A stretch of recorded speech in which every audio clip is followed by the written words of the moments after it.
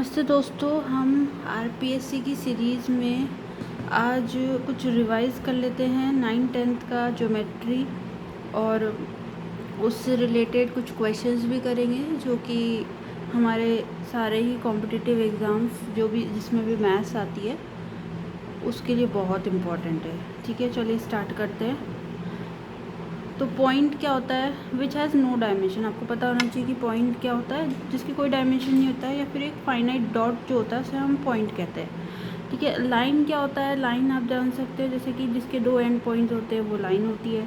Line को हम इस तरह से डिनोट करते हैं, पी क्यू के ऊपर ऐसे बना देते हैं। रे जो होती है जो कि एक साइड से एक्सटेंड हो सकती है, ठीक है, जिसका एक फिक्स पॉइंट होता है और एक साइड से इसको एक्सटेंड कर सकते हैं। लाइन क्या होती है? ठीक है, लाइन सेगमेंट में दो एंड पॉइंट होते हैं, लेकिन लाइन के अंदर जो है ये दोनों साइड से हम इसको एक्सटेंड कर सकते हैं। ठीक है, when a line segment is extended indefinitely in a one direction, है ना, इन बोथ द डायरेक्शन हम लाइन को जो है एक्सटेंड कर सकते हैं। ठीक है, इसको इस तरह से डिनोट करेंगे हम, पी क्यू के ऊपर ऐसे एरो लगा देंगे दोनों तरफ। एंगल आप जानते हैं, एंगल क्या होता है? जो मेजरमेंट होता है of rotation of array around its vertex. उसके वर्टेक्स के अराउंड अगर हम रोटेशन करवाएं तो उससे आपका एंगल फॉर्म होता है ना। ये एक टर्मिनेटेड रे होती है, ये फिक्स्ड पॉइंट होता है, इनिशियल रे है। जब हम इसके यहाँ से रोटेशन कराएंगे एरे का वर्टेक्स अराउंड इट्स वर्टेक्स, तो उसे हम एंगल कहेंगे। अब एंगल्स भी आपको पता है, एक्यूट एंगल होता है जो कि 0 और 90 के बीच में होता है। राइट एंगल 90 डिग्री होता है। ऑब्ट्यूज एंगल अगर बात करें तो ये 180 डिग्री और 90 के बीच का जो एंगल होगा वो ऑब्ट्यूज होगा, थीटा जहाँ होगा। स्ट्रेट एंगल 180 डिग्री होता है। रिफ्लेक्स एंगल क्या होता है और कम्प्लीट एंगल क्या होता है? कम्प्लीट एंगल आपको पता है 360 डिग्री होता है, जबकि रिफ्लेक्स एंगल जो होता है वो 360 डिग्री और 180 डिग्री के बीच का जो एंगल होता है उसको हम रिफ्लेक्स एंगल कहते हैं। यानी कि 360 से लेकर और 180 डिग्री के बीच का जो भी एंगल होगा थीटा, वो आपका रिफ्लेक्स एंगल कहलाएगा। ठीक है, आगे हम बढ़ते हैं। अब हम जैसे इसमें हमें पता है, हमने पढ़ा है छोटी क्लासेस में भी, जैसे ये लाइन है, ये ट्रांसवर्सल लाइन है और ये दो लाइंस है, ठीक है, जो कि नॉन पैरेलल है। ठीक है, जो ट्रांसवर्सल लाइन है इसको कट कर रही है और हमने एंगल्स के नेम दे दिए। तो जो आपका कॉरस्पॉन्डिंग एंगल इसके अंदर क्या हो जाता है? तो कॉरस्पॉन्डिंग एंगल जो है एंगल 1 और एंगल 5, ये जो है आपके कॉरस्पॉन्डिंग एंगल हो जाते हैं। एंगल 4 और एंगल 8 ये भी आपके कॉरस्पॉन्डिंग एंगल हो जाएंगे। इसी तरह से एंगल 2 और एंगल 6 और एंगल 3 और एंगल 7 ये आपके कॉरस्पॉन्डिंग एंगल्स कहलाते हैं। ठीक है, ये ट्रांसवर्सल लाइन आपके पास है ही। लेकिन अगर मैं ऑल्टरनेटिव इंटीरियर एंगल्स की बात करूँ तो ऑल्टरनेट इंटीरियर एंगल आपके क्या हो जाएंगे? जो ऑल्टरनेट है यानी जेड का फॉर्मेशन जो करते हैं ना, और इंटीरियर हैं तो यानी 3 और 5 एंगल और 4 और 6 एंगल, ये आपके 3 और 5 जो है ऑल्टरनेट इंटीरियर एंगल हो जाएंगे। ठीक है, और 4 और 6 जो होंगे वो भी ऑल्टरनेट इंटीरियर एंगल्स हो जाएंगे, है ना। नेक्स्ट अगर मैं बात करूँ इसी फिगर के अंदर, अगर ऑल्टरनेट एक्सटीरियर एंगल की बात करें तो ऑल्टरनेट एक्सटीरियर एंगल क्या होंगे? जो बाहर होंगे। ठीक है, तो जो जेड का फॉर्मेशन करेंगे डेफिनेटली, तो जेड का फॉर्मेशन करेंगे और जो बाहर होंगे यानी कि एंगल 2 और आप देख सकते हो एंगल 8 हो जाएगा यहाँ पर। और इसके अलावा यहाँ एंगल 1 है और एंगल 7 है, क्योंकि बाहर की तरफ है इसलिए ऑल्टरनेट एक्सटीरियर एंगल्स कहलाएंगे, ऑल्टरनेट एक्सटीरियर एंगल्स। नेक्स्ट जो है, अगर आप को इंटीरियर एंगल्स की बात करें, ठीक है, इंटीरियर एंगल्स होंगे और जो को होंगे, ठीक है, तो को इंटीरियर एंगल्स जो होते हैं उनको हम, जैसे 3 और 6 है ये को इंटीरियर एंगल्स कहलाते हैं, और 4 और 5 है ये भी को इंटीरियर एक्सटीरियर एंगल कहलाएंगे। सॉरी, को इंटीरियर एंगल आपके 3 और 6 है और 4 और 5 है, जबकि को एक्सटीरियर एंगल आपके जो होंगे वो 1 और 8 होगा और 2 और 7 होंगे, ये को एक्सटीरियर एंगल्स कहलाएंगे। तो अगर लाइन एल और एम पैरेलल है तो ये जो कॉरस्पॉन्डिंग एंगल्स आप देख रहे हैं, यानी कि जो कॉरस्पॉन्डिंग एंगल है एंगल 1 और एंगल 5, ये आपका कॉरस्पॉन्डिंग एंगल था। और एक्सटीरियर एंगल जो है को एक्सटीरियर एंगल वो एंगल 1 और एंगल 8 है। ठीक है, एंगल 1 एंगल 5 कॉरस्पॉन्डिंग एंगल है और एंगल 1 और एंगल 8 को एक्सटीरियर एंगल है। तो अगर एल लाइन आपकी एम के पैरेलल हो जाती है तो जो कॉरस्पॉन्डिंग एंगल है यानी कि एंगल 1 है और एंगल 5, ठीक है, यहाँ पर लाइन पैरेलल नहीं है लेकिन एंगल 1 एंगल 5 के इक्वल हो जाएगा अगर कॉरस्पॉन्डिंग, अगर ये दोनों लाइन पैरेलल हो जाती है तो कॉरस्पॉन्डिंग एंगल्स आर इक्वल, ठीक है। Alternate interior angles are equal, अगर ये लाइन पैरेलल है तो डेफिनेटली ऑल्टरनेट जो इंटीरियर एंगल्स होंगे यानी कि जो एंगल 3 और एंगल 5 है वो ऑल्टरनेट इंटीरियर एंगल है, एंगल 4 एंगल 6 है ये ऑल्टरनेट इंटीरियर एंगल है, ये भी इक्वल हो जाएंगे। ऑल्टरनेट एक्सटीरियर एंगल्स भी इक्वल हो जाएंगे यानी कि एंगल 2 और एंगल 8 और एंगल 1 और एंगल 7 ये भी इक्वल हो जाएंगे। और सम ऑफ को इंटीरियर एंगल्स विल बी 180, जो को इंटीरियर एंगल है, को इंटीरियर एंगल मैंने आपको बताए थे कि एंगल 3 और एंगल 6 और एंगल 4 और एंगल 8, ये एंगल 3 एंगल 6 जो है ये को इंटीरियर एंगल है और एंगल 4 और एंगल 5 जो है वो भी को इंटीरियर एंगल है। तो को इंटीरियर एंगल्स जो होंगे उनका जो सम होगा, सम ऑफ द को interior angles will be 180 degree, तो इनका जो सम होगा ये 180 डिग्री होगा अगर ये लाइंस एल और एम पर पैरेलल हो गई थी, ठीक है। और को एक्सटीरियर एंगल्स जो होंगे यानी कि एंगल 2 और एंगल 7 और एंगल 1 और एंगल 8 इनका सम भी 180 डिग्री होगा, ठीक है, अगर ये लाइंस पैरेलल हो जाती है तो। नेक्स्ट, अगर यही लाइन पैरेलल हैं तो एक बार वापस से देख सकते हो आप, इन्हीं को जो मैंने बताया है वही है कि जो आपका एंगल 1 है एंगल 5 के इक्वल हो जाएगा, ठीक है। एंगल 1 और एंगल 5 यहाँ पर क्या हो जाएंगे, एंगल 1 और एंगल 5 क्या डिनोट कर रहे हैं, कॉरस्पॉन्डिंग एंगल्स है, ठीक है। तो corresponding angle angle 1 angle 5 angle 4 angle 8 ये कॉरस्पॉन्डिंग एंगल है, एंगल 2 एंगल 6 और एंगल 3 एंगल 7 ये चारों एंगल्स जो हैं आपके वो इक्वल हो जाएंगे। और एंगल 3 एंगल 5 जो ऑल्टरनेट इंटीरियर एंगल है, एंगल 4 एंगल 6 ये भी ऑल्टरनेट इंटीरियर एंगल है, ये भी इक्वल हो जाएंगे। एंगल 2 एंगल 7 ठीक है, एंगल 2 और एंगल 8 और एंगल 1 और एंगल 7 ये भी आपके ऑल्टरनेट इंटीरियर एंगल है, ये भी इक्वल हो जाएंगे, ठीक है। और अगर ये लाइंस पैरेलल हैं तो मैंने यही भी बताया है कि जो एंगल 4 एंगल 5 है और एंगल 3 और एंगल 6 है ये भी 180 डिग्री के इक्वल हो जाएंगे, ठीक है। एंगल 4 एंगल 5 दोनों का ऐड करेंगे और एंगल 3 और एंगल 6 इन दोनों को ऐड करेंगे तो ये भी 180 डिग्री एंगल 180 डिग्री हो जाएगा, ठीक है। आप देख सकते हो है ना, 180 डिग्री हो जाएगा। ये जो कि को इंटीरियर एंगल्स थे एंगल 4 और एंगल 5 है ना, और जो आपका एंगल 3 एंगल 6 है ये भी को इंटीरियर एंगल्स है, इनका सम 180 डिग्री होगा। और को एक्सटीरियर एंगल यानी एंगल 1 और एंगल 8 और एंगल 2 और एंगल 7 ये को एक्सटीरियर एंगल्स भी आपके क्या हो जाएंगे 180 डिग्री हो जाएंगे, ठीक है। अब पेयर ऑफ लाइंस पे आते हैं। पेयर ऑफ लाइंस क्या होती हैं, कॉम्प्लीमेंट्री एंगल क्या होते हैं आपको पता होना चाहिए। भाई कॉम्प्लीमेंट्री एंगल जो होते हैं जिनका सम 90 डिग्री के इक्वल होता है वो कॉम्प्लीमेंट्री एंगल्स कहलाते हैं आपके, ठीक है। सप्लीमेंट्री एंगल्स वो होते हैं जिनका सम 180 डिग्री के बराबर होता है। देख लीजिए यहाँ पर एंगल 1 और एंगल 2 अगर इनका सम 90 डिग्री के इक्वल आ रहा है तो ये कॉम्प्लीमेंट्री एंगल होंगे। अगर एंगल 1 और एंगल 2 इनका सम 180 डिग्री के इक्वल आ रहा है तो ये आपके सप्लीमेंट्री एंगल्स कहलाएंगे, ठीक है।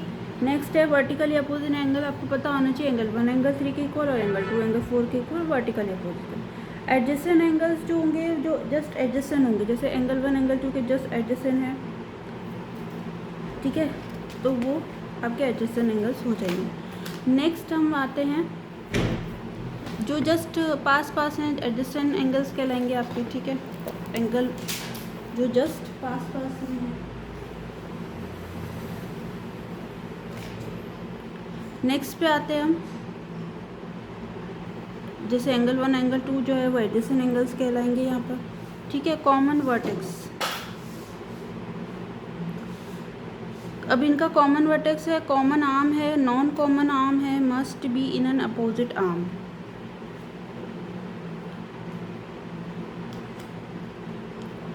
Angle 1 and angle 2 are adjacent angles, दो ही एंगल 1 और एंगल 2 जो होंगे आपके वो एडजेसेंट एंगल्स हो जाएंगे, ठीक है। भाई जो कॉमन वर्टेक्स होगा इसके अंदर और कॉमन ये आर्म होगी, एक एडजेसेंट एंगल की खासियत है कि इसमें एक कॉमन वर्टेक्स होता है और एक कॉमन आर्म होती है। और नॉन कॉमन आर्म जो है वो अपोजिट आर्म्स होती है, ठीक है। जो अपोजिट हैं ये नॉन कॉमन आर्म्स हैं, ये कॉमन आर्म है, एक कॉमन आर्म होती है, एक कॉमन वर्टेक्स होता है, उसे हम एडजेसेंट एंगल कह देते हैं। लीनियर पेयर एंगल जो होते हैं वो लीनियर पेयर बनाते हैं, ठीक है। नेक्स्ट जो है, two adjacent angles are said to be in a linear pair angles if their non common arms must be opposite direction. अगर मान लीजिए दो एडजेसेंट एंगल्स हैं, उनको हम लीनियर पेयर कब कहेंगे? अगर उनके नॉन कॉमन आर्म्स जो हैं वो अपोजिट डायरेक्शन में है, ठीक है। देखिए ये एडजेसेंट एंगल है ना, आप देख सकते हो, ये एंगल 1 एंगल 2 एडजेसेंट एंगल है, इनकी कॉमन वर्टेक्स और कॉमन आर्म है और ये नॉन कॉमन आर्म्स है, ठीक है। तो इसके अंदर क्या होता है, जो लीनियर पेयर होगा तो एंगल 1 एंगल 2 जो होगा वो 180 डिग्री होगा, ठीक है। अब जैसे आप इसी फिगर में देख लीजिए, ये अगर हम देखें तो ये 150 डिग्री है, सपोज कर लीजिए एक एंगल, और ये वाला एंगल है 30 डिग्री। ये दोनों एंगल जो होंगे इनका सम अगर आप देखेंगे तो 180 डिग्री आएगा। तो क्या ये लीनियर पेयर होंगे? नहीं होंगे। क्यों नहीं होंगे? क्योंकि इनके कुछ कॉमन आर्म नहीं है, कुछ कॉमन वर्टेक्स नहीं है, एडजेसेंट एंगल्स नहीं है, इसलिए ये लीनियर पेयर भी नहीं बना रहे। नेक्स्ट आता है हम ट्रायंगल्स। ट्रायंगल्स की बात करें तो ट्रायंगल्स क्या होता है आपको पता है, 3 साइडेड क्लोज फिगर होता है, ठीक है। 3 साइडेड क्लोज फिगर जो होता है उसे हम ट्रायंगल कह देते हैं। अब जो ट्रायंगल होता है ABC, उसमें एंगल A, एंगल B और एंगल C, ये ट्रायंगल ABC है, तो 3 साइड्स जो हैं AB, BC और C है, इसकी 3 साइड्स आप देख सकते हो। तो ट्रायंगल को हम क्लासिफाइड करते हैं on the basis of the angles, angles के बेसिस पे हम क्लासिफाइड करते हैं।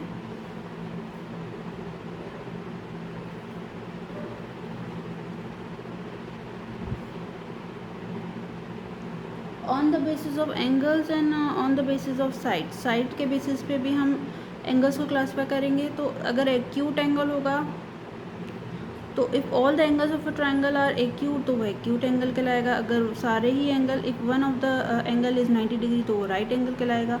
Obtuse angle, if one of the angle of the triangle is obtuse तो वो ऑब्ट्यूज एंगल कहलाएगा। तो on the basis of the sides अगर आप देखेंगे तो इक्विलेटरल ट्रायंगल आपको पता है कि जिनकी तीनों साइड्स जो होती हैं वो 60 डिग्री होती है, तो वो इक्विलेटरल ट्रायंगल होता है और वो इक्वल होती है तीनों एंगल्स, ठीक है। तीनों साइड्स भी इक्वल होंगी, तीनों एंगल्स भी होंगे। आइसोसेलेस में 2 साइड्स आपकी इक्वल होती हैं, ठीक है। तो उनके कॉरस्पॉन्डिंग इस साइड का कॉरस्पॉन्डिंग एंगल और इस साइड का कॉरस्पॉन्डिंग एंगल ये भी इक्वल होते हैं। स्केलिन ट्रायंगल जो होते हैं जिसमें जितनी तीनों ही साइड्स हैं वो अनइक्वल होती है, all the 3 sides are unequal, ठीक है। जो तीनों ही साइड्स अनइक्वल होंगी तो उसका स्केलिन ट्रायंगल कह देंगे। अब कुछ इंपॉर्टेंट पॉइंट्स देख लेते हैं ट्रायंगल से रिलेटेड। आपको पता है एंगल सम प्रॉपर्टी होती है जिसमें एंगल का तीनों का सम 180 डिग्री होता है। अब ये एक प्रॉपर्टी होती है एक्सटीरियर एंगल प्रॉपर्टी। अगर ये एंगल 2 हैं आपके अंदर की तरफ और ये बाहर है ना, जो साइड के साथ बनता है वो एक्सटीरियर एंगल है, ठीक है। तो ये यहाँ पर अगर आप देखोगे इन दोनों का सम जो होगा वो इस एक्सटीरियर एंगल के इक्वल होगा, यानी कि एक्सटीरियर एंगल जो होगा उसका वो किसके इक्वल होगा, the sum of the 2 opposite interior angles, ठीक है। नेक्स्ट अगर हम देखें ट्रायंगल की, अगर हम बात करें तो आपका यहाँ AB और BC ये दोनों का जो सम है, AB और BC अगर हम देख लें, इन दोनों का अगर मैं सम कर दूं तो वो CA से डेफिनेटली बराबर ग्रेटर होगा, और इसी तरह से BC और CA का भी अगर मैं सम कर दूं तो वो AB से ग्रेटर होगा। इसी तरह से अगर मैं BA या CA और AB का सम कर दूं तो वो BC से ग्रेटर होगा, ठीक है ना। अगर मैं AB में से BC को हटा दूं तो डेफिनेटली वो छोटा होगा CA से, ठीक है। तो हम उस पर मॉड लगाते हैं क्योंकि नेगेटिव भी आंसर आ जाता है, ठीक है। अगर BC में से CA को मैं घटा दूं तो वो BA साइड से छोटा होगा, AB साइड से छोटा होगा। अगर मैं CA में से B को हटा दूं तो वो जो BC साइड है उससे छोटा होगा, ये आप देख सकते हैं, ठीक है। ये प्रॉपर्टीज़ हमने छोटी क्लासेस में पढ़ी है। नेक्स्ट पे हम आते हैं। आपको पता है ये आपकी पाइथागोरस थ्योरम होती है, ठीक है, जिसमें AC का स्क्वायर जो होगा वो that is equals to AB square plus BC square. Pythagoras theorem हम जानते हैं, ये हाइपोटेन्यूज होता है 90 डिग्री के सामने वाला एंगल के सामने वाला, ठीक है। और ये बेस होता है आपका, यहाँ पर जो अगर एंगल यहाँ है तो उसके अकॉर्डिंग ये बेस होगा। अगर यहाँ पर एंगल थीटा है तो के अकॉर्डिंग बेस यहाँ पर होगा, ठीक है। तो अगर मैं थीटा यहाँ ले रही हूँ तो ये परपेंडिकुलर हो जाएगा और ये बेस हो जाएगा। एरिया ऑफ ट्रायंगल अगर हम बात करें, ट्रायंगल का एरिया अगर हम निकालें, हाइट अगर आपको एल्टीट्यूड दे रखी है, area of triangle A B C, ठीक है, हाइट और altitude of area of triangle A B C अगर मैं ट्रायंगल ले लूँ तो हाइट जो है वो आपका half into base into height, area of height और एल्टीट्यूड और area of triangle A B C triangle की अगर बात करें तो हाफ बेस इंटू हाइट होगा। तो ये आपकी हाइट हो जाएगी ए डी, यानी कि जिसको मैंने एच कह दिया, इंटू बी सी। तो ये एरिया ऑफ ट्रायंगल आप इसे निकाल सकते हैं, half into base into height होता है, ठीक है। इसके अलावा अगर राइट एंगल ट्रायंगल का आपको एरिया निकालना है तो आपकी इसमें बी सी साइड और ए बी साइड का हाफ कर दोगे, half of the base into height इसमें भी। और इक्विलेटरल ट्रायंगल का एरिया आपको पता होना चाहिए भाई, इक्विलेटरल ट्रायंगल का एरिया क्या होता है, √3/4 है ना। तो ये साइड इसमें तीनों ए होती हैं, ठीक है। तो आप हाइट जो है वो निकाल सकते हो, उसका एरिया इसका √3/4 होता है। तो हाइट ऑफ इक्विलेटरल ट्रायंगल अगर आपको निकालनी है, अगर मुझे हाइट ऑफ इक्विलेटरल ट्रायंगल निकालनी है तो वो कैसे निकालेंगे, तो वो √3/2 आ जाएगी, ठीक है। √3/2 के इक्वल आ जाएगी, √3/2 के इक्वल आ जाएगी। नेक्स्ट है, अगर आपके पास हेरोन्स फार्मूला के अकॉर्डिंग आपको पता है, अगर ए बी सी साइड्स हैं तो एस सेमी पेरीमीटर है तो S into S minus A, S minus B, S minus C का रूट अगर आप ले लोगे तो एरिया आ जाएगा। अगर आपको तीनों साइड्स दे रखी हैं ट्रायंगल की, ठीक है, तो सेमी पेरीमीटर आप a + b + c/2 से निकाल लो। सम सेंटर्स, अब आप देख सकते हो इंटरसेक्शन पॉइंट ऑफ मीडियन, जो भी मीडियंस है, मीडियन जो जैसे ये बी ई है ये मीडियन है, सी एफ है मीडियन है, जो इंटरसेक्शन होता है मीडियन का, ठीक है, ये पॉइंट जो है इंटरसेक्शन है मीडियन का। तो जो ए डी है आपका और बी ई है आपका और सी एफ है, ये आपके अगर सपोज करो तीनों मीडियंस हैं, है ना। वर्टेक्स के जो सामने वाली साइड है उसके मिड पॉइंट से, मिड पॉइंट को वर्टेक्स के सामने वाली साइड के जो मिड पॉइंट है उससे अगर हम इस वर्टेक्स को ज्वाइन कर दें तो ये मीडियन कहलाता है ना। तो जो मीडियन होता है आपका, तो सामने वाली साइड का जो मिड पॉइंट है उससे जब हम वर्टेक्स को ज्वाइन कर देंगे तो वो आपका मीडियन कहलाएगा। अब जो ये मीडियन होगा, इन दोनों का जो इंटरसेक्शन पॉइंट है ये, ठीक है, तो ये मीडियन फॉर्म करेगा इन तीनों ही वर्टेक्स के जो सामने वाली साइड है मिड पॉइंट से जब हम ज्वाइन कर देते हैं तो मीडियन कहलाता है ना। तो ये सेंट्रॉइड होगा, ठीक है।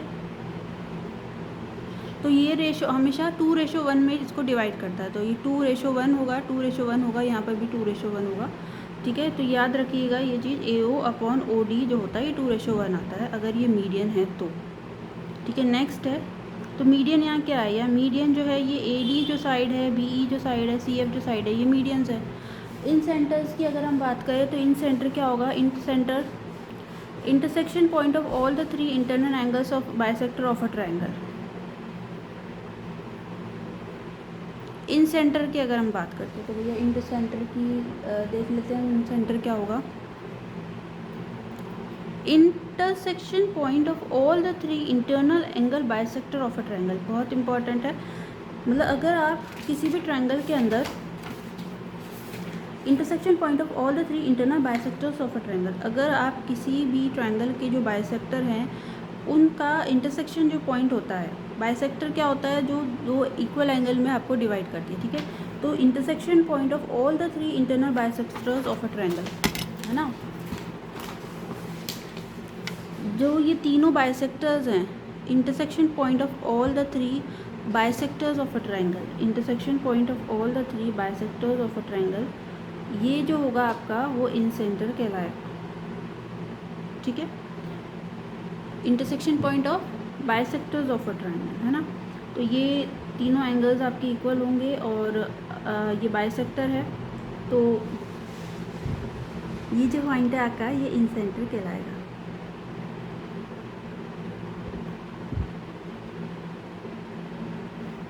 परपेंडिकुलर ड्रॉन 3, तीनों को लेंथ इक्वल।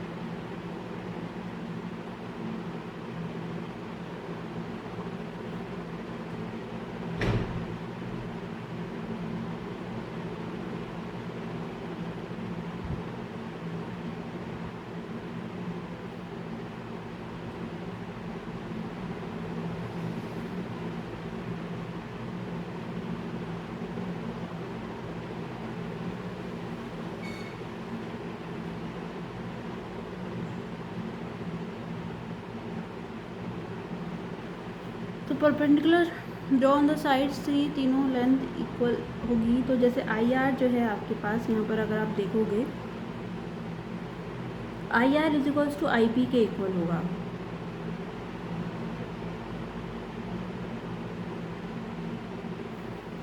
अगर हम यहाँ देखेंगे तो आई एम जो होगा वो आपका इन रेडियस होगा।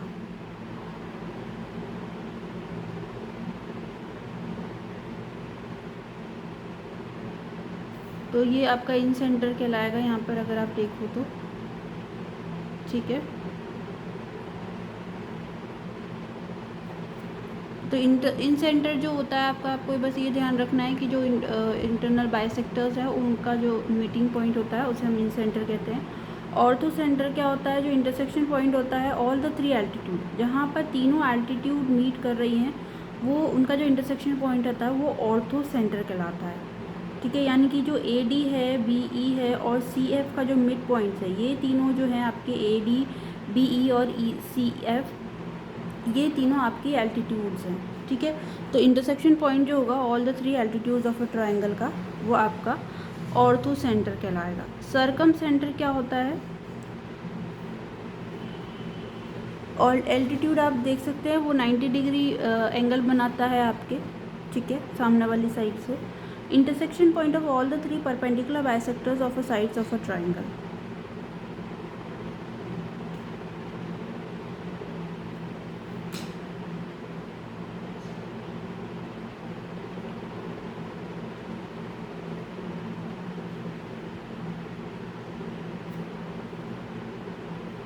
Intersection point of all the 3 perpendicular bisectors of a sides of a triangle.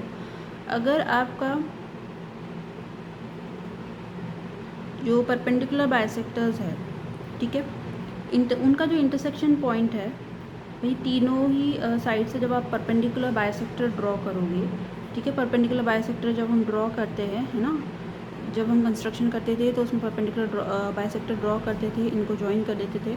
तो जो भी तीनों ही साइड्स के जो परपेंडिकुलर बाइसेक्टर हैं, उनका जो इंटरसेक्शन पॉइंट होता है उसे हम सर्कम सेंटर कहते हैं, ठीक है। क्या कहते हैं, सर्कम सेंटर। तो जो यहाँ पर ओ ए है वो आपका ओ बी और ओ सी के इक्वल होगा, ठीक है। तो याद रखिए कुछ कुछ टर्म्स हैं कि सर्कम सेंटर क्या होता है, intersection of the perpendicular bisector, है ना।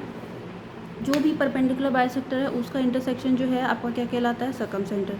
ऑर्थो सेंटर क्या होता है, जो भी एल्टीट्यूड है उनका इंटरसेक्शन पॉइंट जो है आपका, जो भी एल्टीट्यूड है उनका इंटरसेक्शन पॉइंट आपका ऑर्थो सेंटर कहलाता है, ठीक है। और भी है, जैसे इन सेंटर क्या हो जाता है, जब आपके इंटीरियर एंगल बाइसेक्टर जहाँ मीट करते हैं वो आपका इन सेंटर कहलाता है। ये हमें क्वेश्चंस में बहुत हेल्प करती है ये टर्म्स, ठीक है, और हम बार बार इनको रिवाइज करें तभी ये याद रहती है। नेक्स्ट जो है आपके पास आर, जो सर्कम रेडियस होगा आपका वो A B C upon 4 into area of triangle के इक्वल होगा, ठीक है। R is equals to A B C, length of a side of a triangle.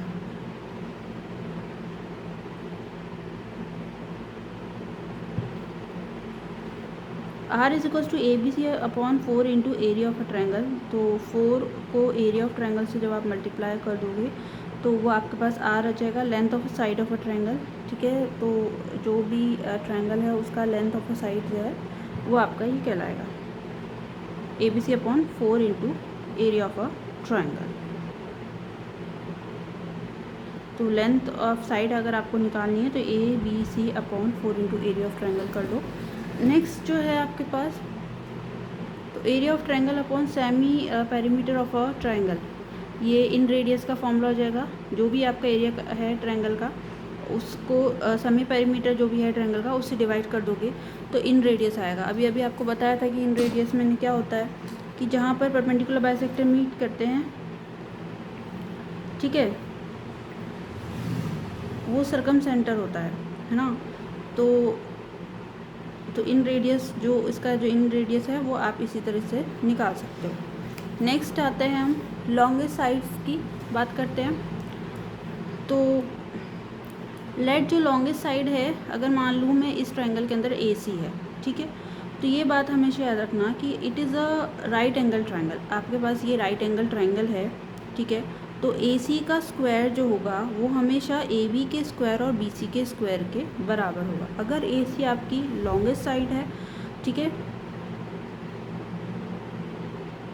और अगर ये ट्रायंगल आपका राइट एंगल ट्रायंगल है, सपोज़ कर लीजिए जब आप इस फिगर को बनाएंगे तो AC साइड लॉन्गेस्ट है, लेकिन इसमें राइट एंगल ट्रायंगल भी बन रहा है, तो यहाँ पर AC का स्क्वायर जो होगा AB square plus BC square के बराबर होगा। और एक्यूट एंगल की अगर हम बात करें, अगर मान लीजिए सपोज़ ये AC एक्यूट एंगल है, ठीक है, यानी लेस देन 90 है, तो AC साइड जो होगी छोटी होगी AB स्क्वायर और BC स्क्वायर के, ठीक है। AC जो साइड होगी यहाँ पर इस ट्रायंगल के अंदर वो AB और BC के स्क्वायर के सम के से भी छोटी आएगी। लेकिन अगर AC जो है आपका ऑब्ट्यूज एंगल है, अगर ये आपके पास ऑब्ट्यूज एंगल है तो AC का square is greater than AB square plus BC square हो जाएगा, ठीक है। ये क्वेश्चन हम पढ़ते थे छोटी क्लासेस में, 7th क्लासेस में, ठीक है। नेक्स्ट क्वेश्चन पे हम आते हैं। अब कुछ खास प्रॉपर्टीज़ हैं जो डायरेक्टली क्वेश्चंस इसमें आते हैं। जैसे आपके पास ये ट्रायंगल है, सपोज़ करो ये एंगल बाइसेक्टर है, यहाँ पर भी ये एंगल बाइसेक्टर है, तो आपको पता है तीनों एंगलों का सम जो होता है 180 डिग्री होता है ना। तो आपको यहाँ पर एंगल O निकालना है, रिलेशन निकालना है एंगल O और एंगल A के बीच में कि क्या रिलेशन आएगा।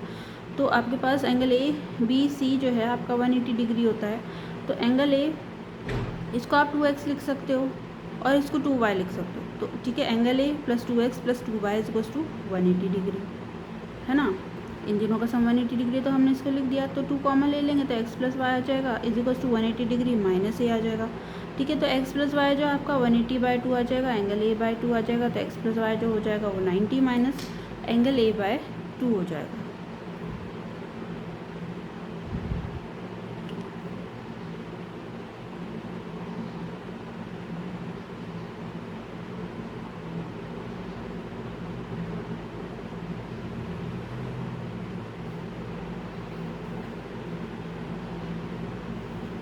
नेक्स्ट जो हो जाएगा 180 degree minus 0 is equals to 90 degree minus A/2।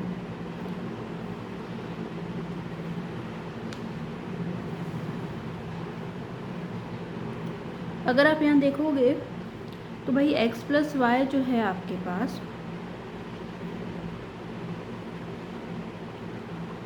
तो देखो यहाँ पर कुछ इक्वेशंस बनेंगी। आप दो इक्वेशंस को हम सॉल्व करेंगे। अब आपको पता है कि यहाँ पर तीनों एंगलों का सम, यानी कि एंगल x और एंगल O और एंगल y इस ट्रायंगल के अंदर, ये छोटा ट्रायंगल अगर हम ले लें, पहले हमने बड़े ट्रायंगल की बात करी थी, अब हम छोटे ट्रायंगल की बात करें, इन तीनों का सम भी 180 डिग्री होगा, ठीक है। जब इन तीनों का सम 180 डिग्री होगा तो x प्लस वाई यहाँ पर 180 डिग्री माइनस एंगल O आएगा, ठीक है।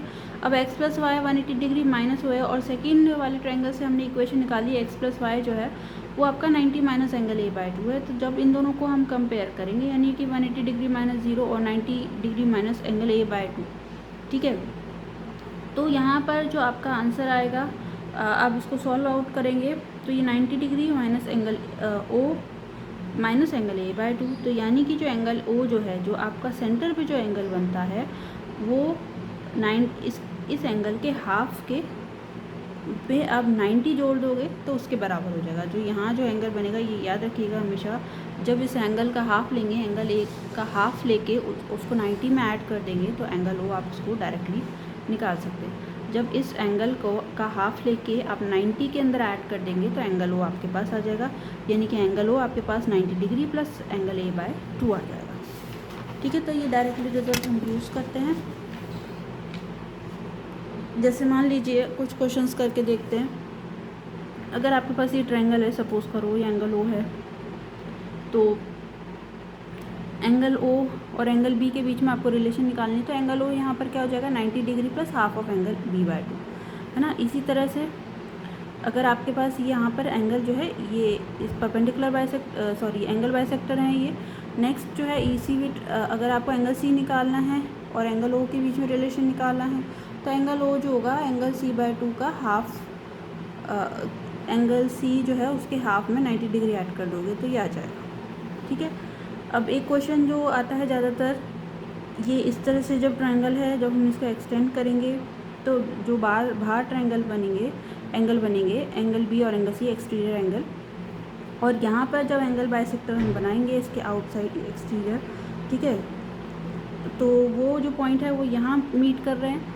तो यहाँ पर कंडीशन क्या हो जाएगी, ये जो एंगल है वो इस एंगल a/2 का, इस एंगल के हाफ का, उसमें से 90 में से घटा दोगे तो आपका ये वाला एंगल आ जाएगा, ठीक है। ये याद रखिएगा।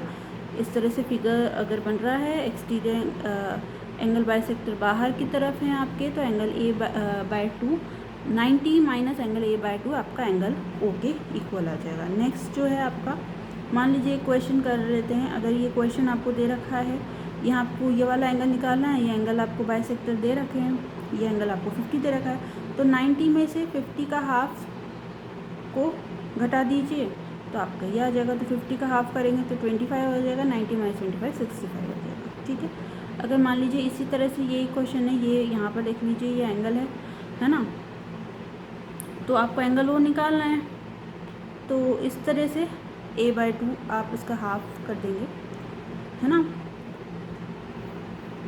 तो ये आपका आ जाएगा यहाँ पर, ठीक है। इसका हाफ कर लीजिएगा। नेक्स्ट है, एक क्वेश्चन आता है जैसे 9th क्लास में आपका, अगर ट्रायंगल आपको ABC दे रखा है और ये आपका सपोज करो बाइसेक्टर है, ये आपका एल्टीट्यूड है यहाँ पर, है ना, जो एंगल को बाइसेक्ट कर रहा है वो एंगल बाइसेक्टर, एल्टीट्यूड आप जानते ही हैं जो परपेंडिकुलर बनाता है, ठीक है। तो ये एंगल बाइसेक्टर है आपका, तो ये एंगल x है तो ये एंगल भी x होगा, मतलब ये वाला एंगल x है और ये वाला एंगल भी x है। इसी तरह से जो ये वाला एंगल है वो मैंने इसको y नाम दे दिया, ठीक है।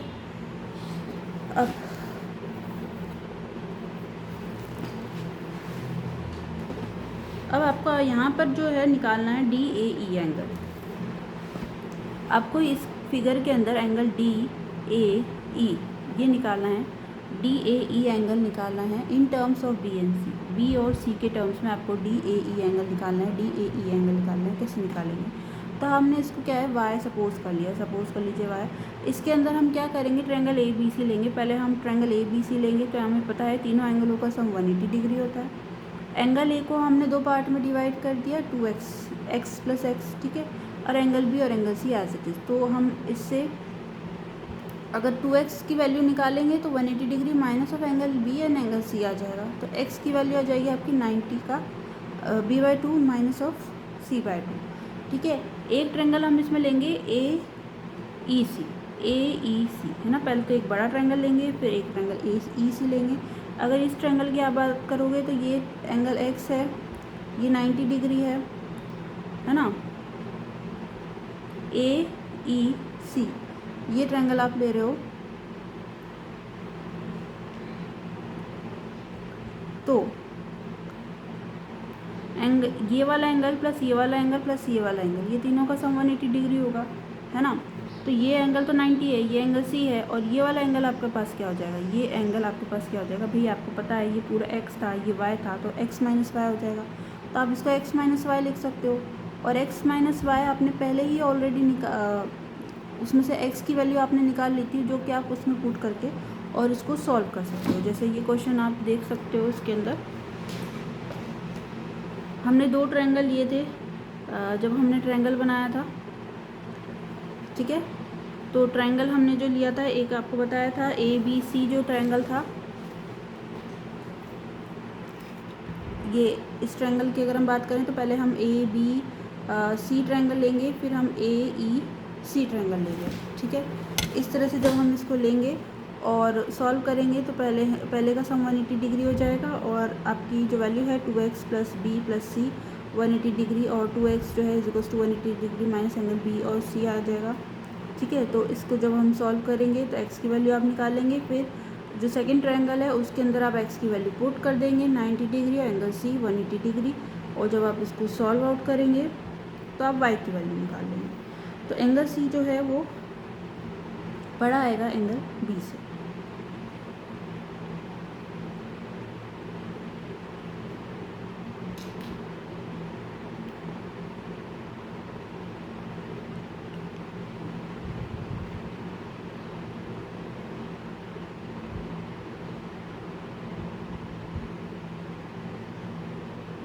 तो सेम शेप, ठीक है, तो ये इस तरह का एक क्वेश्चन था।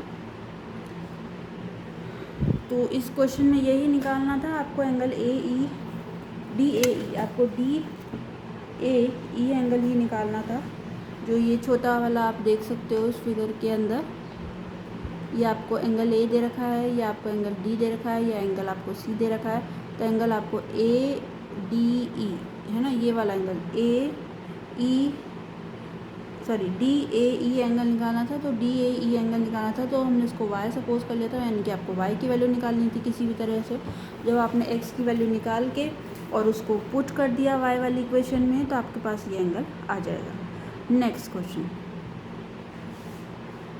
अब कॉन्ग्रेंसी आपको पता है, हमने पढ़ रखी कॉन्ग्रेंसी और सिमिलैरिटी, है ना। 9th क्लास में हमने पढ़ रखा है कि कॉन्ग्रेंसी क्या होती है, जिनकी सेम शेप होती है और सेम साइज़ होती है ना, वो फिगर्स आपके कॉन्ग्रेंट फिगर कहलाते हैं। ठीक है, जिनका सेम शेप हो और सेम साइज़ हो, जैसे कोई भी दो ट्रायंगल्स हो सकते हैं। ठीक है, कोई भी दो सिक्के हो सकते हैं, 25 पैसे का सिक्का, 1 रुपये का सिक्का। ठीक है, आजकल तो दो सिक्के भी बड़े, 2 रुपये का बड़ा सिक्का भी आ गया और छोटा सिक्का भी आ गया। ठीक है, तो कॉन्ग्रेंट ट्रायंगल आपके पास क्या हो सकते हैं, तो कॉन्ग्रेंट ट्रायंगल आपको पता होना चाहिए जिनकी कॉरस्पॉन्डिंग एंगल्स इक्वल होते हैं और कॉरस्पॉन्डिंग साइड्स भी जिनके इक्वल होते हैं। ठीक है, if their corresponding angles are equal and their corresponding sides are also equal.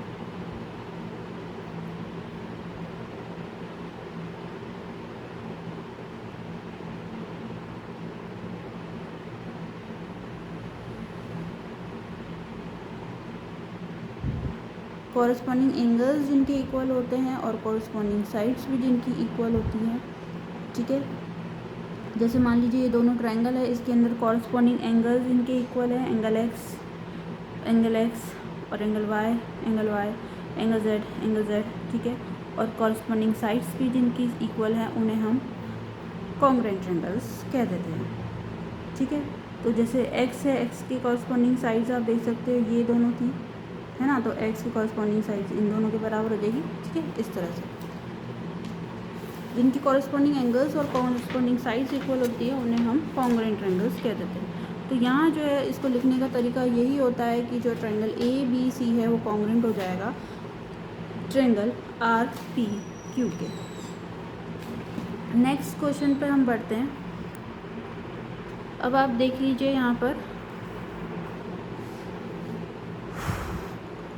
C A B,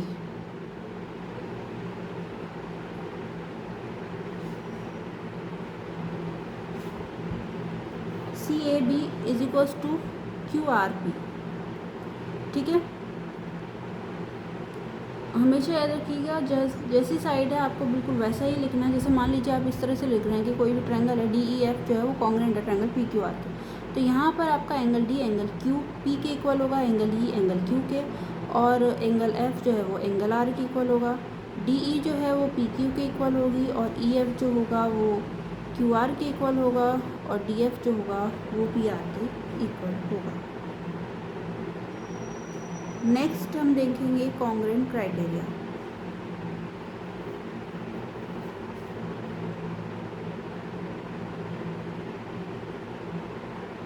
congruent criteria अगर आप देखेंगे तो कॉन्ग्रेंसी 5 क्राइटेरिया होते हैं, side angle side, angle side angle, angle angle side, side side side और right hand side, है ना। तो ये 5 क्राइटेरिया आपको याद होनी चाहिए, side, S A S,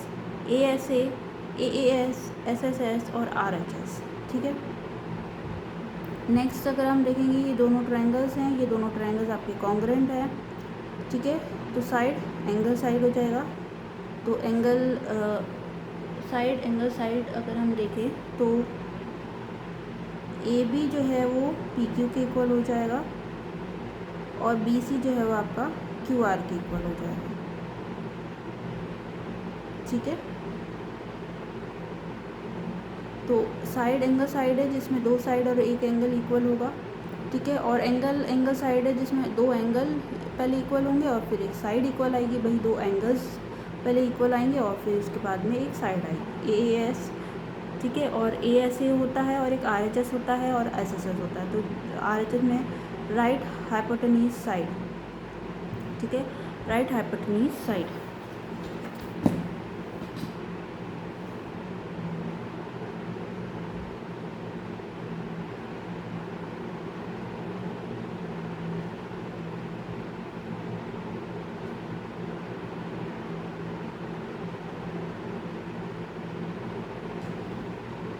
Thales theorem की अगर हम बात करें तो थोड़ा सा थेल्स थ्योरम देख लेते हैं, जो बेसिक प्रोपोर्शनैलिटी थ्योरम होती है। उसके अंदर आपका अगर ये ट्रायंगल है और ये आपकी एक, ठीक है, एल एक पैरेलल है अगर बी सी साइड के। ठीक है, और एल जो है वो कट कर रही है ए बी को पॉइंट डी पे और ए सी को पॉइंट ई पे। ठीक है, तो आपके पास थेल्स थ्योरम यानी बेसिक प्रोपोर्शनैलिटी थ्योरम के according A D upon D B जो है is equals to A E upon E C के इक्वल हो जाएगा। ठीक है, A D upon D B जो है वो ए ई अपॉन ई सी के इक्वल हो जाएगा। सिमिलरली अगर इस ट्रायंगल की हम बात करें तो ए बी सी जो है वो आपके पास दे रखा है, तो एंगल एल जो होगा वो पैरेलल होगा ए बी के। तो जो सी डी है upon D A, C D upon D A जो होगा वो यहाँ पर इक्वल हो जाएगा सी ई अपॉन ई बी के। सी ई अपॉन ई बी के इक्वल हो जाएगा बाय बेसिक प्रोपोर्शनैलिटी थ्योरम। ठीक है, ये बेसिक प्रोपोर्शनैलिटी थ्योरम है और इसका कन्वर्स यही कहता है। यहाँ गिवन ये बात ध्यान रखनी है कि ये दोनों साइड जो हैं लाइन और ये जो साइड है ये पैरेलल होंगी और एल जो है आपका कट कर रहा होगा ए बी और C D A C side को दो पॉइंट्स पे, जबकि कन्वर्स में आपको ये गिवन होगा कि अगर आपके पास दो साइड्स इक्वल है यानी ए डी और डी बी जो है अपॉन डी बी और ए ई अपॉन ई सी जो है अगर वो इक्वल है, ये आपको गिवन दे रखा है, तो लाइन एल जो होगा वो पैरेलल होगा बी सी के।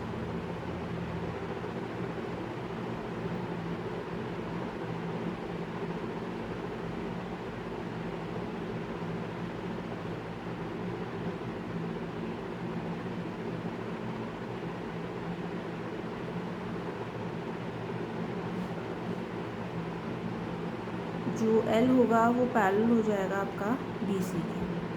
ठीक है, जो आपकी एक साइड है वो पैरेलल हो जाएगी दूसरी साइड की। नेक्स्ट जो है अगर आपको ट्रेपीजियम दे रखा है इस तरह से, तो ट्रेपीजियम में अगर हम देखें तो ए ओ अपॉन ओ सी और B O upon O D ये बराबर होंगे। ठीक है, ए ओ अपॉन ओ सी और B O upon O D ये दोनों बराबर होंगे।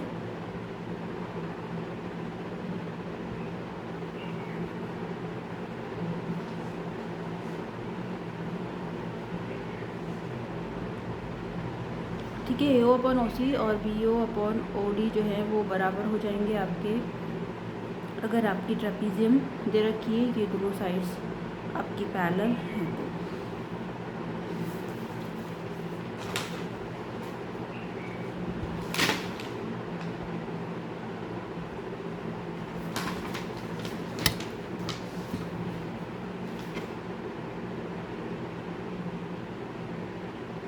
तो इसका प्रूफ यही है कि मान लीजिए यहाँ पर आपको दे रखा है, हम क्या करेंगे ओ ई को पैरेलल बनाएंगे, ड्रॉ करेंगे डी सी के। ठीक है, let O E is parallel to D C अगर हम ड्रॉ करते हैं, ठीक है, एक ट्रायंगल ए डी सी में, तो आपके पास ए ई अपॉन ई डी जो होगा वो ए अपॉन ओ सी के बराबर हो जाएगा। तो इसके अकॉर्डिंग अगर आप देखोगे तो ए ई अपॉन ई डी जो होगा वो AO अपॉन OC के बराबर हो जाएगा अकॉर्डिंग टू थेल्स थ्योरम।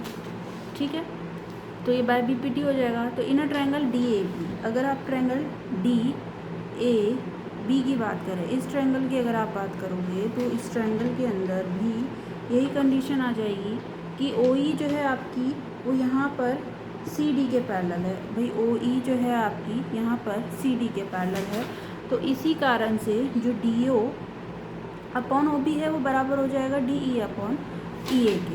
ठीक है, तो ये बराबर हो जाएगा BPT से। तो फर्स्ट और सेकंड अगर आप कंडीशन देखें, ये पहली इक्वेशन थी और ये जो है आपकी दूसरी इक्वेशन है यहाँ पर।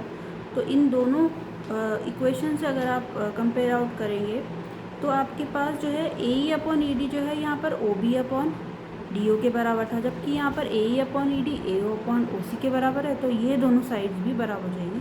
तो इस तरह से इसका ट्रेपेजियम का प्रूफ भी आ जाएगा। तो ये क्वेश्चंस में यूज़ होता है डायरेक्टली। ठीक है, तो AO अपॉन OC जो है वो बराबर होगा OB अपॉन OD के। तो ये प्रूफ भी हमने समझा दिया आपको। ठीक है, नेक्स्ट आता है इंटीरियर एंगल बाइसेक्टर थ्योरम होती है ना। तो इंटीरियर एंगल बाइसेक्टर थ्योरम आपकी क्या कहती है, भाई आपके ट्रायंगल दे रखा है ABDC, ये आपके ट्रायंगल दे रखा है इंटीरियर एंगल बाइसेक्टर थ्योरम के अकॉर्डिंग। तो जो AB अपॉन AC है और जो BD अपॉन DC है वो बराबर है। ठीक है, AB अपॉन AC वो बराबर है आपकी BD अपॉन DC के। AB अपॉन AC बराबर है BD अपॉन DC के। इंटीरियर एंगल बाइसेक्टर थ्योरम यही कहती है कि AB अपॉन जो है BD जो होगा, सॉरी AB अपॉन AC वो बराबर हो जाएगा BD अपॉन DC के। ये इंटीरियर एंगल बाइसेक्टर थ्योरम कहती है। अगर मान लीजिए इस तरह का कोई फिगर है, इसमें ये आपका बाइसेक्टर दे रखा है, YY है, इस तरह से एंगल, तो आप इसमें भी ऐसे ही लिख सकते हो कि QR upon QP is equals to RS upon SP ऐसे।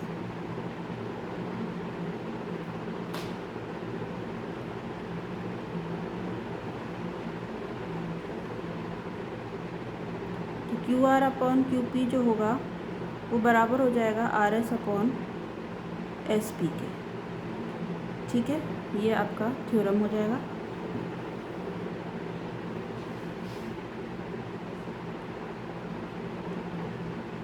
तो ये इंटीरियर एंगल बाइसेक्टर थ्योरम हो गई आपकी, internal angle bisector theorem.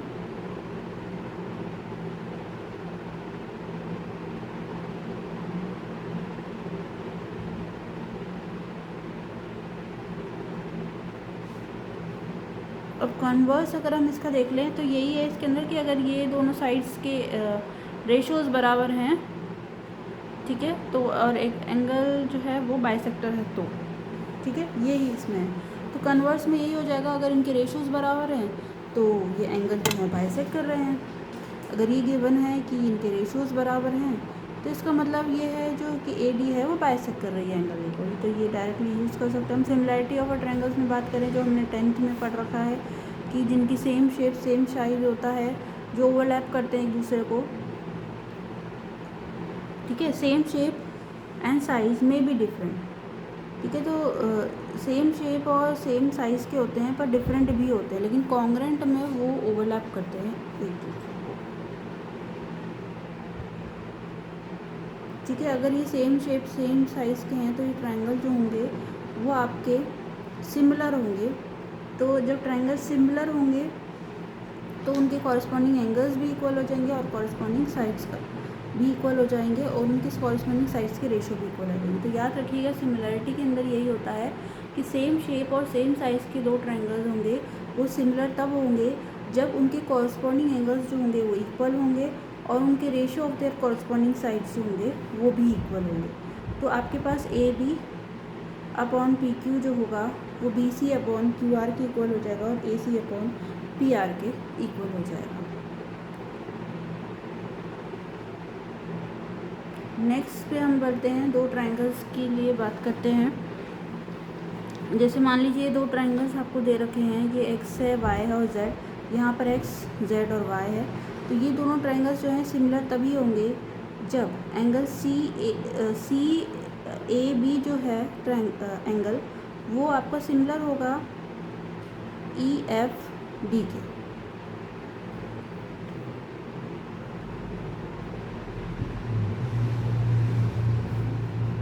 C A B जो होगा वो सिमिलर होगा आपके ई एफ डी के।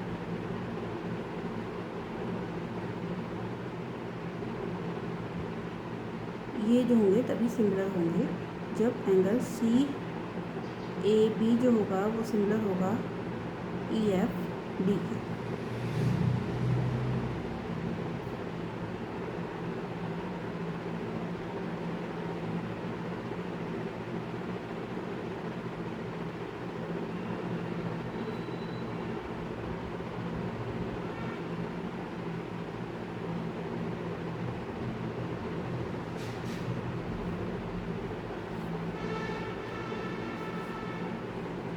सी ए बी जो होगा वो सिमिलर होगा ई एफ डी के।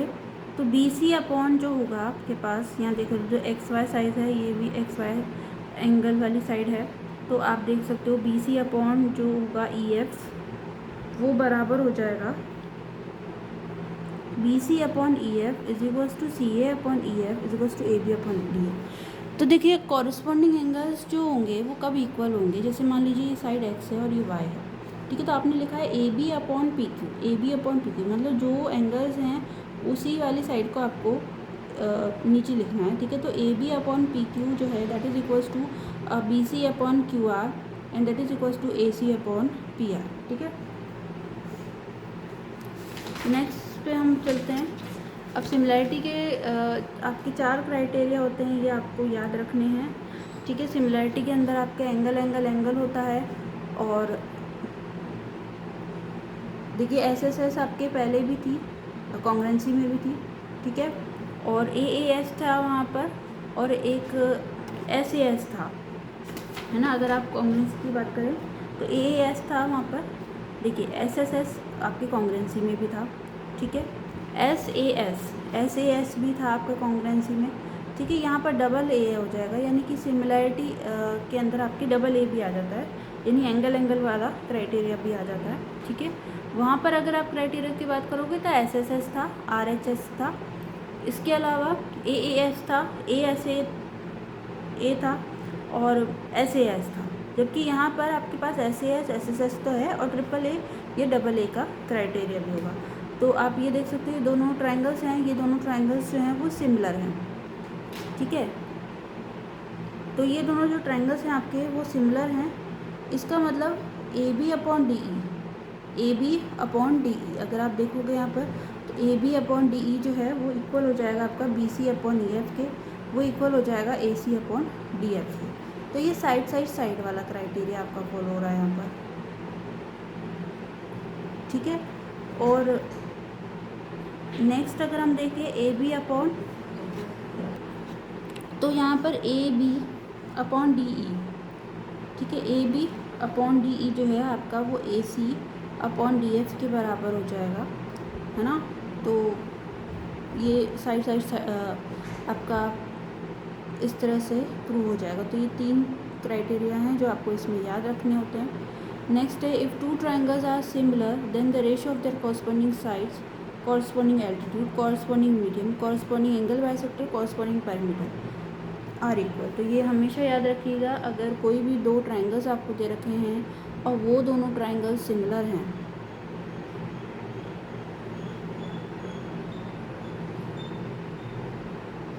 if 2 triangles are similar then the ratio of their corresponding sides are equal, the ratio of their corresponding altitudes are equal, the ratio of their corresponding medians are equal, the ratio of their corresponding bisectors are equal, bisector segments, and the ratio of their corresponding perimeters are also equal, ठीक है।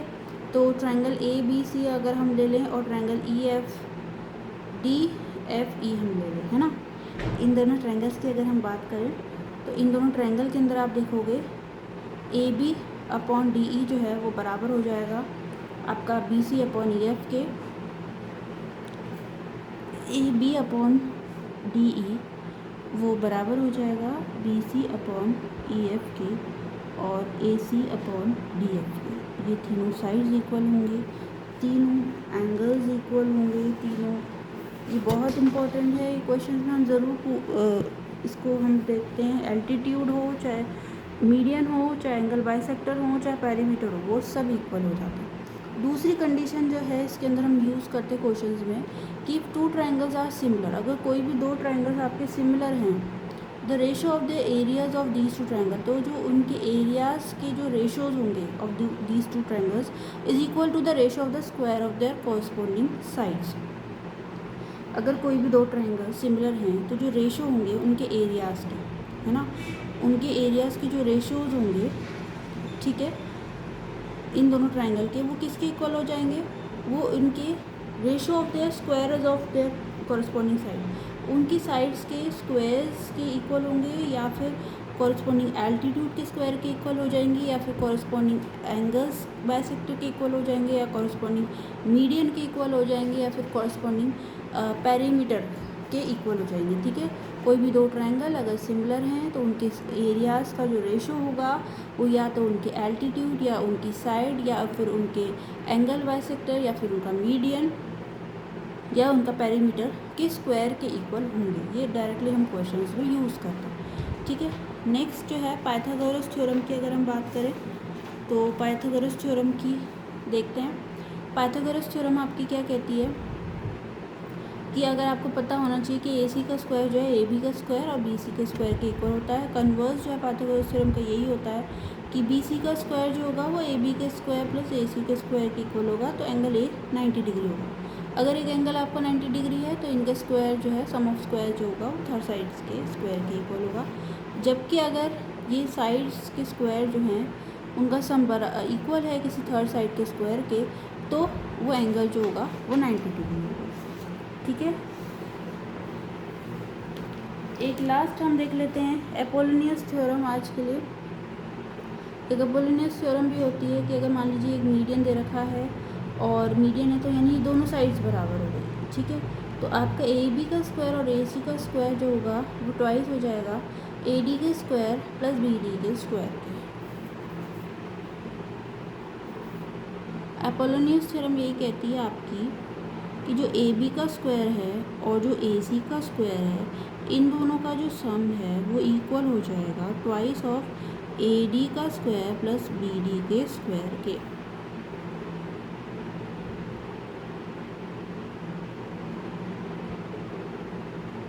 ठीक है, या तो A D इस side और इसके square के बराबर होगा या फिर बी सी के स्क्वायर का फोर्थ के बराबर होगा, इस तरह से होगा। ठीक है।